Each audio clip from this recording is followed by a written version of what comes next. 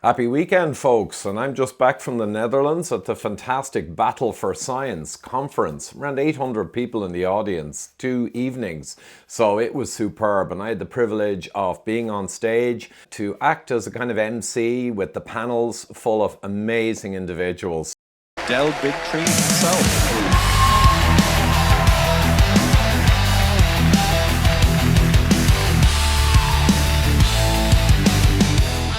They are lying to you and they are controlling you, and you need to start stepping up, talking to each other, and rise up as the humanity we need to be.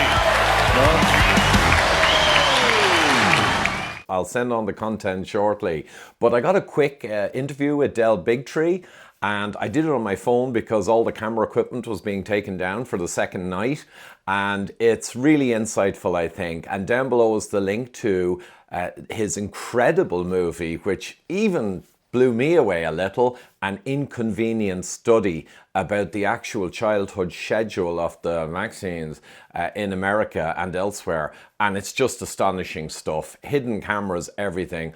Unbelievable. So here I discuss the movie and more with Bigtree.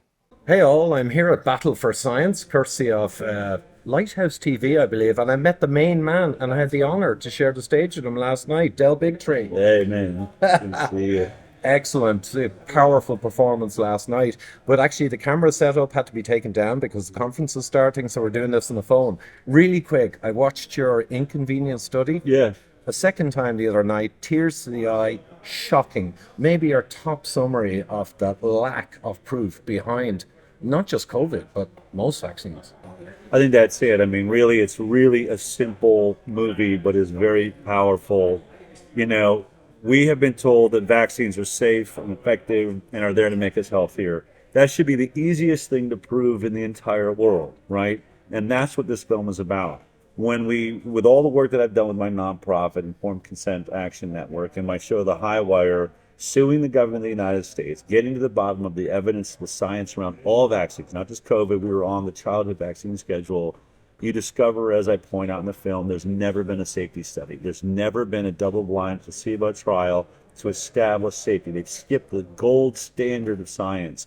So all we're left with then is it safe? How do we know it's safe since we never compared it to saline, And so this study at the heart of it is not done by me. It's not funded by me. It's not done by anyone that would be considered anti-vax or anyone that would be, even medical freedom. This was an opportunity that, really by the grace of God, I met the head of infectious disease at Henry Ford Health, which is one of the biggest research institutes in the world. They also, are big on vaccines, and Dr. Marcus Zervos, who was the author of the study, who I met, says I am pro-vaccine. I'm the reason we have forced vaccines on everyone that works at Henry Ford Health. So when I met him and we were having a debate about vaccines, I just said, look, prove me wrong.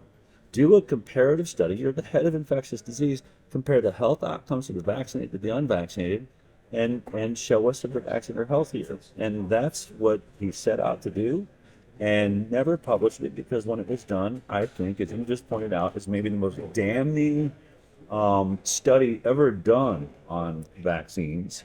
And I think it's a critical moment for this film. It's a critical moment for this study because so many people have woken up because of the COVID vaccine, and they think, well, it's just the COVID vaccine. I mean, I watched that one rust onto the market. I watched how fast, and I watched them make promises, and it couldn't stand up to it. It wasn't as effective as they said it was. It doesn't appear to be as safe as they said it was, and all the different lies that happened during COVID. But what I've said to every expert, and I've interviewed them all on the highway, Peter McCullough, Pierre Corey, Paul Merrick, you name it, all these guys, when they first came in, they said, the COVID vaccine is the problem, but don't let that scare you away from the childhood vaccine program. I said, you're wrong about that. The COVID vaccine is actually the best tested vaccine we've ever had. It has been through better safety science. Terrible, fast, yes, but far longer and better than anything we do with the childhood vaccine program. Everyone has said to me, that can't possibly be true. Now we know, and now they all know, that is in fact the reality that we live in. And why does it matter? I wouldn't be here if we had the healthiest kids in the world. Who cares? We're injecting something It looks safe because everyone's doing fine. In America, we have the sickest kids in the industrialized world. 54% of them have chronic disease, meaning it's a coin toss whether your child is going to be chronically ill taking drugs their entire life. That's up from 12.8% in just the 1980s. So in 40 years, we went from 12.8% chronic disease to now more than 54%. That's the greatest decline in human health that's ever been recorded. Something's causing it. And when you see this study done by pro-vaccine peoples, at least that's my opinion, that they're pro-vaccine, because that's what they say, and that study shows that 57% of the vaccinated in that study are going to be chronically ill by the time they're 10 years old. Houston, we have a major problem. I think this is the most important story in our lifetime.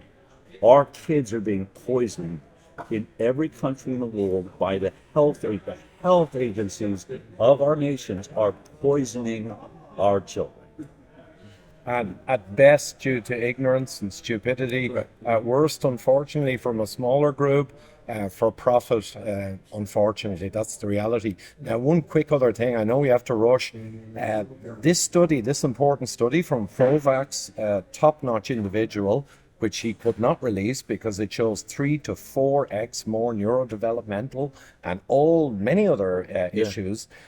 This one is only validating what many other smaller studies have already shown. Right. There's complete consistency every time you compare vaccinated and unvaccinated, childhood schedule, not.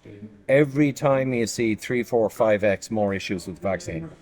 That's huge. I think it's an absolute, and I say it in the film. This one study does not prove that the autoimmune disease crisis, the chronic disease crisis, is being caused by vaccines. But I would say it's probably about the 10th study of its kind that's been done. And as you pointed out, every single one shows very similar results, all bad for the vaccinated. And what that gives you is, at a time, I think we're all becoming more and more aware of how bad science has become. We hear that 50% of studies or more in medical journals where peer review cannot be reproduced. So if you can't reproduce the science, then it's not science. It's a lie. You should be able to have any stranger group say, hey, we saw your methodology, we saw how you did a study, we've performed the same study with our own data, and we are coming with a totally different result. That erases what that other study had said.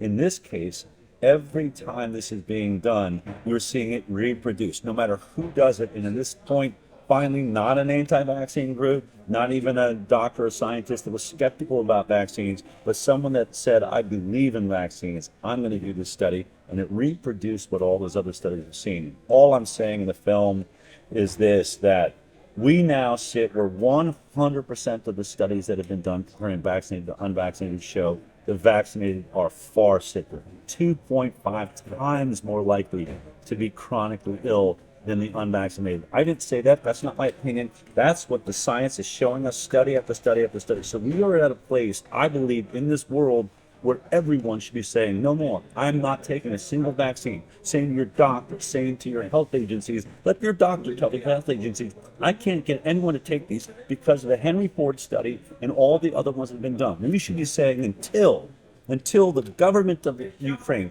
till the government of the Netherlands, till the government of the United States of America, till the government of Japan can show us a study, a robust study compared vaccinated to unvaccinated, show us the vaccinated are actually healthier, we should stop taking these things immediately. Why can't they produce that science? That should be the easiest study in the world. We have AI now. We have computer learning. We have the greatest software and computer system there's ever been. These databases already exist. It literally would take about 5 days for any major institution to do this study. So if all they want to do is poke holes in the studies that exist, you have a problem. They could very easily disprove this by just showing us we did the study and we're getting a different result. I personally, my opinion, they've all already done the study a million different ways because it would be so effective at shutting me up, shutting Bobby Kennedy up. Bobby Kennedy would not be HHS secretary if one major nation, one institution had been able to put forward, we did a vax versus unvax study, and the vaccinated are the healthiest kids in the world. Why is no one able to produce that science? I would say to everybody, you've got to now ask yourself, Why? And are you going to continue with a process that over and over and over again now shows you are creating the sickest kids we've ever seen? Absolutely, and sadly, tragically, we know why. They're scamsters. One last nuance, I'm a big data inference guy, and a lot of my followers are. I just noticed one thing that was subtle in the movie. So the criticism was confounding, and there were 16,000 vaccinated, 2,000 unvaccinated, not the same numbers. So the team went ahead and tried to make better comparison groups, on 1 year follow-up, or everyone who had 3 years. You know what I noticed? And it was beautiful. As you got better and better comparisons between the two groups, the actual hazard ratio or the worseness of being vaccinated steadily got worse. It increased. Yeah. So if you had better compared the groups and the hazard ratio fell away, you could say, hey, there's some confounding. It was the freaking opposite. Case closed. I agree. It's something that you didn't make me just show you it. All I said is it didn't, what you see is that Zervos, he kind of proves to you how he did the study, that what you are seeing is the absolute best case scenario they could come up with, because every other way you cut that data to be more accurate, it gets worse and worse for the vaccine. Thank you, sir. And the link is down below to an Inconvenience study, the most important movie of the last decade at least. So share it around. I think it's broadly very available. It's free, man. If you have internet and you're allowed to watch things on your internet and you don't have police kicking your door, check this film out. And share it. That'll do it, folks. Link down below to an Inconvenience study. It's a must watch. And also, there's been some crazy stuff going on the last month or so with gold and silver, etc. I've watched it with much amusement, actually. So there's a stabilization period here now where they've corrected down. Gold very solid, close to 5,000. And silver a little more chaotic, I'd say, in the next month or two. But in my opinion, it's an opportunity, because over the long run, which is what gold and silver is about, preserving your wealth for your family and children and pension over the longer run, it could be a very good time if you didn't get in before. No financial advice, but talk to the guys in Pure Gold in the City of London, and they give a free consultation with my link below. And you can discuss it with them. They're right at the center of what's going on. And just a tip, and I'll catch you next time.